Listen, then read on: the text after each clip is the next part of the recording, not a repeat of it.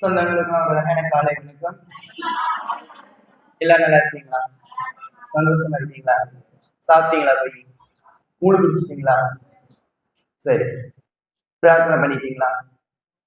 நல்லா சாமி கும்பிட்டு எல்லாம் கேட்டீங்களா?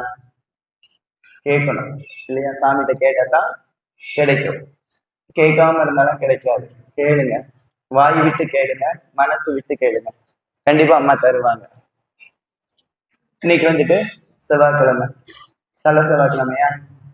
ஃபர்ஸ்ட் செவ்வாய் உங்களுக்கு நிறைய விசேஷமான நாட்கள். தினமும் நல்ல நாள் தான். நம்ம தான் சொல்லிக்கிறோம் இன்னைக்கு நல்ல நாள் இல்லை, இன்னைக்கு நல்ல நாள் இருக்கு அப்படின்ட்டு. எல்லா நாளும் நமக்கு நல்ல நாள் தான். இறைவன் கொடுத்த அத்தனை நாளுமே நமக்கு நல்ல நாள் தான். கடவுளை தொடர்ந்து கும்பிடுங்க, மனசை ஒருநிலைப்படுத்துங்க. நம்ம இந்து மதத்தோட பெருமையை எடுத்து சொல்லுங்க. நம்ம எல்லாருக்குமே ஒரு பங்கு இருக்கு. நம்ம எல்லாருமே ஒரு பங்கு இருக்கு. நம்ம இந்து மதம், கண்டிப்பாக நம்ம மதத்தை பத்தி நம்ம கொஞ்சமாவது எடுத்து சொல்லணும். அந்த மதத்தை எடுத்து சொல்றதுக்கு முன்னாடிட்டே நம்மளும் கொஞ்சமாவது இந்து மதத்தை அடுத்தவங்க நம்மளை பார்க்கும்போது இவங்க ஒயிட்டாங்க, நல்லா இருக்காங்க, நீங்க சாமியை கும்பிட்டு அப்படின்னு அவங்க நினைக்கிற மாதிரி நம்மளும் கொஞ்சம் நடந்து காட்டணும். அப்படி நடந்து காட்டினா தான் நம்மளோட மதத்தை பார்த்து எல்லாரும் பொறாமப்பட வேண்டாம், கெடுக்க வேண்டாம். சரி, அவங்க நல்லா இருக்காங்க, அவங்கள ஒண்ணுமே செய்ய முடியாது அப்படின்னு நம்ம நினைக்க முடியும். அதனால நீங்க எல்லாருமே கொஞ்சம் நல்லா இன்னும் கொஞ்சம் முயற்சி பண்ணுங்க, கண்டிப்பா வெற்றி கிடைக்கும். சாமி கும்பிடுறதுல வந்து ஒரு கஷ்டமும் இல்லை. நல்லா சாமி கும்பிடலாம், என்ன கேட்டாலும் கிடைக்கும். ரொம்ப அழகானது. எங்க இருந்தாலும் இந்து மதத்தோட நீங்க இருக்கீங்க, இந்து கடவுளை நீங்க நேசிக்கிறீங்க. அதை மனசுல வச்சுட்டு நீங்க தெய்வத்தை கும்பிடுங்க. நமக்கு எல்லாமே சாத்தியமாகும். போனாதான்னு இல்லாம எல்லாமே சாத்தியமாகும். அம்மாவை நல்லா கும்பிடுங்க, இன்னும் நம்ம வாழ்க்கையில வெற்றி அடையலாம். சரி, இப்ப உள்ள குட்டி குட்டி சிந்தனைகளை பார்த்துட்டு நம்ம அறிவாக்குக்கு போகலாம். நம்ம தொடர்ந்து சாமியை பத்தி பார்த்துட்டே இருக்கோம். நம்ம எப்படி நடக்கணும்னு நம்ம சொல்லிக்கிட்டே இருக்கோம். நீங்க ஒரு விஷயத்த மட்டும் நல்லா கவனிச்சு பாருங்க, தெரியும். நம்ம இங்க வந்துட்டு இருக்கிற நம்ம எல்லாருமே எப்படி இருக்கோம் அப்படின்னீங்கன்னா, எது வந்தாலும் நம்மளால தாங்கிக்கிறக்கூடிய ஒரு சக்தி நமக்கு இருக்கு. நம்மளால இப்போதைக்கு ஆடம்பரத்துல இருந்து வெளியில வந்துட்டோம், வேற விஷயத்துல இருந்து இப்ப நம்ம வெளியில வந்துட்டோம். நல்ல முறைகள்ல இப்ப நம்ம கடவுளை கும்பிடுதோம். அந்த கடவுளை கும்பிடுறது உங்களுக்கு இறைவன் வந்து அருள் செய்யறாரா அப்படின்னு கேட்டா கண்டிப்பா அருள் செய்யறாங்க. அதை நம்ம உணரணும். உணர்ந்தால் மட்டும்தான் கடவுள். உணரலாட்டா அது கடவுளான்னு கேட்டா கடவுள் கிடையாது. நம்ம இங்க வந்துட்டு உட்கார்ந்துட்டு இருக்கிறதுலாம் நல்ல விஷயம்தான். ஆனா எதையாவது கொண்டு போய் வெளியில சேர்க்கணும், எதையாவது ஒண்ணு சாதிக்கணும். இறைவனை உணர்தல்னு ஒண்ணு இருக்குது. இறைவனை உணர்ந்துட்டீங்க அப்படின்னு சொன்னீங்கன்னா அவ்வளவு ஆனந்தமாக இருக்கும். நம்ம எவ்வளவு சந்தோஷமா இருக்கோமோ அவ்வளவு சந்தோஷமா இருக்கும். அப்ப இறைவனை எப்படி நம்ம உணரணும் அப்படிங்கிறதுக்கு நம்ம நிறைய சொல்றோம். கடவுளை எப்படி உணரணும்னா வேற ஒண்ணுமே இல்லை, ரொம்ப சிம்பிள். யாரு மேலேயும் நம்பிக்கை வைக்காதீங்க, யாரு மேலேயும் எந்த எதிர்பார்ப்பும் வைக்காதீங்க.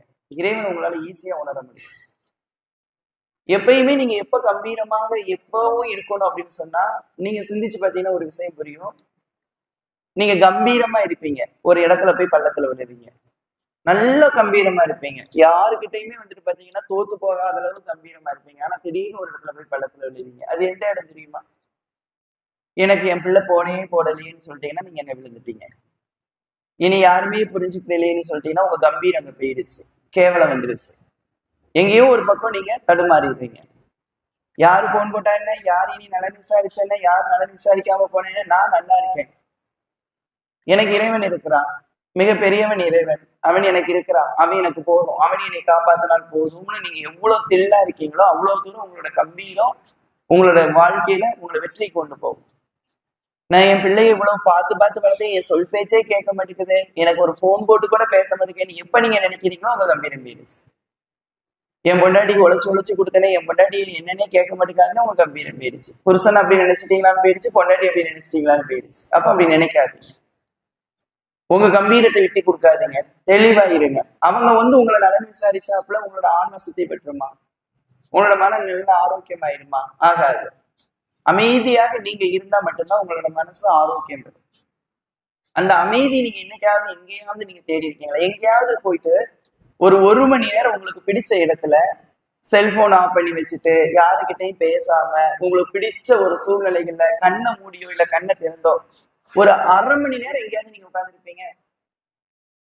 இப்ப கூட கோயிலுக்கு வந்திருக்கீங்க, உங்களுக்கு பிடிச்ச இடத்துல உங்களுக்கு பிடிச்ச ஆட்களோட உட்காந்து பேசிட்டு இருக்கீங்க. பிடிச்ச ஆளு கூட பிடிச்ச இடத்துல உட்காந்து பேசிக்கிட்டு இருக்கீங்க, அவங்க என்ன சொல்றாங்களோ அதை கேட்டுக்கிட்டு இருக்கீங்க, அப்படியே சுத்தி ரவுண்ட் அடிக்கிறீங்க, தேவையில்லாத வார்த்தைகள் விடுறீங்க. இது எப்படி நமக்கு நல்ல விஷயமாகும்? நமக்கு பிடிச்ச இடத்துல போய் கொஞ்ச நேரம் அமைதியா உட்கார்ந்து பாருங்க. உங்களோட மனசு அதுக்கப்புறம் அதுக்குள்ளேயே தான் போகும், அமைதியை தான் தேட போகும். நீங்களாம் ஒரு கட்டத்துல பாருங்க, சின்ன வயசுல இருந்து நீங்க ஓடிட்டே இருந்திருப்பீங்க. அங்க குளிக்க போவோம், இங்க படத்துக்கு போவோம், வெளியூருக்கு போவோம், சொந்தக்காரங்க வீட்டு போவோம். கொஞ்சம் காலங்கள் ஆக ஆக உங்களுக்கு என்ன தெரியுமா? வீட்டு வேலையை முடிச்சோமா, சுசுவான ரெஸ்ட் எடுத்தோமா, எங்கேயுமே இப்ப போறதுக்கு இன்ட்ரெஸ்ட் இல்லை அப்படின்னு சொல்லுவீங்க. இப்ப எங்கேயுமே கிளம்பவே பிடிக்கல அப்படின்னு நீங்க சொல்லுவீங்க. இதுக்கு அர்த்தம் என்ன? உங்களோட உடம்பு வந்து சொல்லிடுச்சு, போதும், என்னால அங்கங்க அடைய முடியல, ஏதோ ஒரு இடத்துல இருந்தா எனக்கு கொஞ்சம் நல்லா தெரியுது, அந்த இடத்துல நான் இருக்கணும், அதனால நீங்க இதெல்லாம் எங்கேயும் போக வேண்டாம், ஒரு இடத்துல உட்காருங்கன்னு உங்க உடம்பு சொல்லுது. உங்க உடம்புக்கு புரிஞ்சிருச்சு, என்னால ஓட முடியல, என்னால எதுவுமே செய்ய முடியல, ஒரு இடத்துல இருந்தால் ஓகே அப்படின்னு. எப்ப சொல்ல தெரியுது? 40 வயசு 50 வயசுல சொல்ல தெரியுது. இந்த சொல் உடம்பு உங்க மனசு சொல்லிட்டு வச்சுக்கோங்களேன், எனக்கு எங்கேயுமே போக தோணல, யார்கிட்டயுமே பேச தோணல, நான் அப்படியே ஒரு இடத்துல உட்கார போறேன்னு உங்க மனசு சொல்லிட்டீங்கன்னா அப்ப நீங்க வெற்றி பெற்றுட்டீங்க. இப்ப எங்க வெற்றி பெற்றீங்கன்னா, உங்க உடம்பு டயர்ட் ஆயிடுச்சு, ஓடி ஓடி முடியல, அதனால உட்காந்துட்டு உங்க மனசை உட்கார வைங்க. உங்க மனசை உட்கார வச்சுட்டீங்கன்னா அது உங்களுக்கு பெரிய ஆரோக்கியத்தை கொடுத்துரும். அதுதான் நீங்க மகானாக போறீங்க. மனிதனா இருந்துதான் மகானாக முடியும். இப்ப நம்ம மனிதனாவே இல்லை. நம்ம இப்ப இங்க யாரு மனிதனா இருக்கோம்? மனிதனாவே நம்ம இங்க யாருமே இல்லை. மனுஷனா கூட நம்ம வாழ முடியாது. நம்ம கடவுள்கிட்ட வந்துட்டு கடவுள் மேல குறைய நம்ம நிறைய சொல்லிட்டு இருக்கோம். எப்போ நீங்க கோயிலுக்கு வந்து சாமி கும்பிட ஆரம்பிச்சிட்டீங்களோ, பக்தி நிலைகள் ஆரம்பிச்சிட்டீங்களோ, அப்ப இருந்து உங்களுக்கு என்ன தெரியும் தெரியுமா? ஒரு பக்தி நிலைகள், நல்ல ஆன்மா, நல்ல சுத்தி பெற்ற ஆன்மா பக்தி நிலைகளுக்குள்ள போயிடுச்சுன்னா உங்க கர்மா வெளியேற ஆரம்பிக்கும். உங்க கர்மா உங்களோட உடம்புல இருந்து, உங்களோட செயல்ல இருந்து வெளியே ஆரம்பிக்கும். அப்படி என்ன வரும்? அந்த கர்மா, கெட்ட கர்மா உங்களுக்கு துன்பத்தை கொடுக்கும்.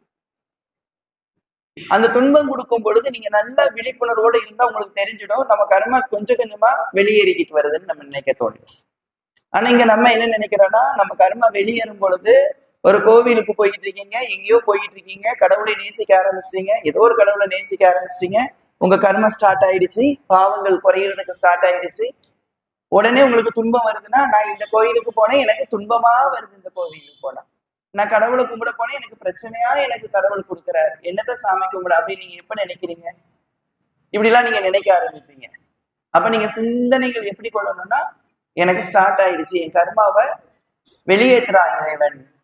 இறைவனை தவிர நம்ம யாரை காப்பாற்ற முடியும்? இறைவனை தவிர மிகப்பெரியவன் நீங்க யாரு இருக்க முடியும்? அப்படிதான் நீங்க சிந்திக்கணும். அதுதான் கர்மா வெளியேறதுக்கான காரணம். பாத்தீங்களா? உங்க சிந்தனைகள் வந்து அங்கிருந்து வந்துட்டாங்கன்னா அங்கிட்டா கண்ணு போகுது. அப்பவே நீங்க எப்படிப்பட்ட கெட்ட ஆன்மான்னு பாருங்க. உங்களை நான் அதைத்தான் சொல்லுவேன், நீங்க கெட்ட ஆன்மான்னு நீங்க முதல்ல உங்களை நீங்க நிறுவீங்க. அதுக்கப்புறம் நான் கடவுளை நான் கும்பிட்டேன், நான் வாரந்தோறும் போனேன், எனக்கு தெய்வம் வந்து எனக்கு கொடுக்கலன்னா அதுக்கப்புறம் சொல்லுங்க. நான் உங்களுக்கு பலமுறை சொல்றேன், எந்த சூழ்நிலைகள்லயுமே நீங்க 15 வாரம் இல்ல, நீங்க 15 வருஷம் வந்தா கூட உங்க கவனங்கள் சிதறுது அப்படின்னு சொன்னா நீங்க ஆன்மீகவாதி கிடையாது. நீங்க சுயநலத்துக்காக மட்டும்தான் கோயில வந்து உட்கார்ந்துருக்கீங்க. உங்களோட சுயநல மூட்டையை மட்டும்தான் கொண்டு வந்து உட்கார்ந்துருக்கீங்க. அப்போ ஒரு உழைச்சுக்கிட்டு இருக்கீங்க, சம்பாத்தியம் உங்க வீட்டுக்கு வந்துகிட்டு இருக்குது. எப்போ நீங்க உழைப்பை ஸ்டாப் பண்ணிட்டீங்க, உழைக்கல, ஆனா சேர்த்து வச்சிருக்கீங்க பணம், இப்ப நீங்க வாழணும், இப்ப நீங்க என்ன பண்ணுவீங்க? பணத்தை எடுக்க ஆரம்பிப்பீங்க. ஒரு 2000 ரூபாய் கிட்டையோ, 500 ரூபாய் கிட்டையோ, 1000 ரூபாய் கிட்ட, இப்ப 1000 2000 எல்லாம் இல்ல, எடுக்க ஆரம்பிப்பீங்க, எடுத்து செலவழிக்க ஆரம்பிப்பீங்க. செய்வீங்கல்ல? செய்ய மாட்டீங்களா? சேமித்த பணத்துக்கு செலவழிப்போம்ல. அவ்வளவுதாங்க. இவ்வளவுதான். உங்க வாழ்க்கையில நீங்க எப்ப கடவுளை நினைக்க ஆரம்பிச்சிட்டீங்களோ, பாவம் செய்யாம, குடும்பத்தை பத்தி நினைக்காம, குடும்பத்தோட தன்மையை நினைக்காம நீங்க ஸ்டாப் பண்ண ஆரம்பிச்சிட்டீங்களோ, அப்ப அங்க பாவம் செய்ய முடியவே முடியாது. அப்ப வீட்டுக்குள்ள இருக்கக்கூடிய பாவங்கள் என்ன ஆகும்? தேவைக்காக வெளியில வந்தாகும். தேவைக்காக வெளியில வர ஆரம்பிச்சிடும். அது எவ்வளவு நாள் வந்துடும்? எவ்வளவு நாள் லட்ச ரூபாயை செலவழிப்பீங்க? எவ்வளவு வேகமா செலவழிப்பீங்களோ அவ்வளவு அது மாதிரி உங்க கர்மா எவ்வளவு பாவங்கள் இருந்தாலும் வேக வேகமா உங்க லைஃப்ல வந்து முட்டி அந்த பாவங்கள் வெளியேறிடும். இதுதான் கடவுளை கும்பிடும் போது உங்களுக்குள்ள வரக்கூடிய துன்பம். இதை உடனே சொல்ல வேண்டியது, நான் கடவுளை கும்பிட்டேன், நான் வந்தேன், எனக்கு இவ்வளவு பிரச்சனை வந்துருச்சு அப்படி எவ்வளவு அறியாமையில இன்னும் உட்காந்து பல வருஷமா நான் இதைத்தான் சொல்லி கொடுத்துக்கிட்டு இருக்கேன்.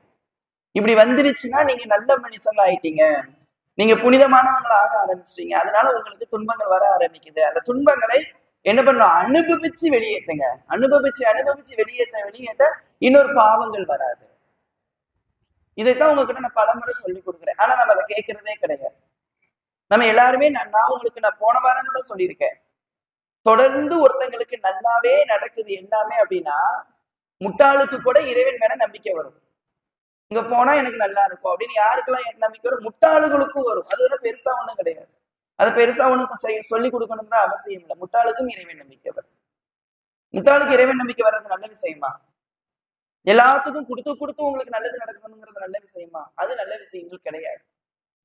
நம்ம நல்ல தன்மைகளை இருக்கணும்னா சில கஷ்டங்களையும் நஷ்டங்களையும் நம்ம அனுபவிச்சு வந்தால்தான் இறைவனை கும்பிட்டதுக்கான அர்த்தம். கடவுளை நம்ம நேசிக்கிறதுக்கான அர்த்தம். அப்ப கடவுளை நேசிங்க. நம்ம துன்பங்கள் வருது அப்படின்னு சொன்னா அதை எதிர்கொள்ளுங்க. வரட்டும். என்ன செஞ்சிடும் துன்பம்? எவ்வளவு துன்பம்னாலும் நம்ம அதை சந்திக்க ஆரம்பிங்க.